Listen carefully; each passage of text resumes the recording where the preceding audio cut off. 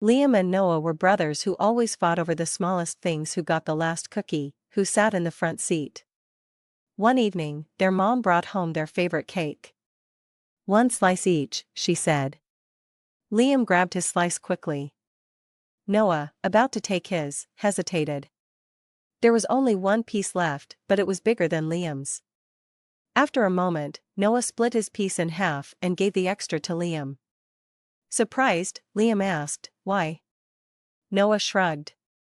"Because tomorrow, I might want the extra, and I know you'd do the same." Liam smiled, realizing something important: brothers may fight, but kindness always finds its way back. Liam was always impatient. He planted seeds in his garden, expecting flowers the next day.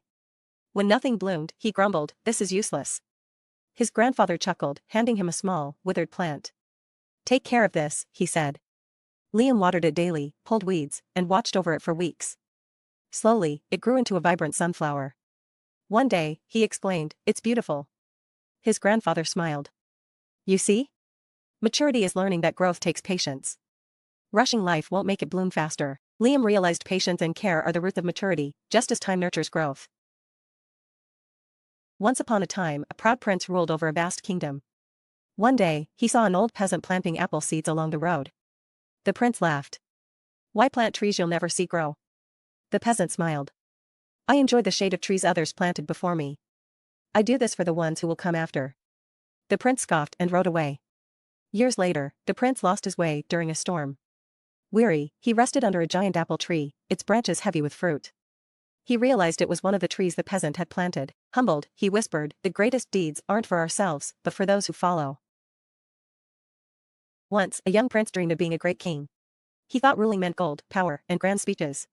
One day, while visiting a village, he saw a poor farmer struggling to pull his cart from the mud. The prince called his guards. "Help him," he ordered. The farmer smiled weakly. "Thank you, Your Highness. But sometimes, true leaders don't just command, they lead by example." The prince frowned, but rolled up his sleeves. Together, they freed the cart. The farmer bowed. "You've shown strength, not just in your arms, but in your heart." When the prince became king, he ruled with kindness, earning the love of his people.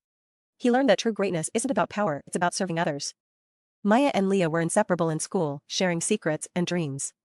One day, Maya moved away, leaving behind a notebook filled with their plans for the future. Leah kept it, but as the years passed, they lost touch.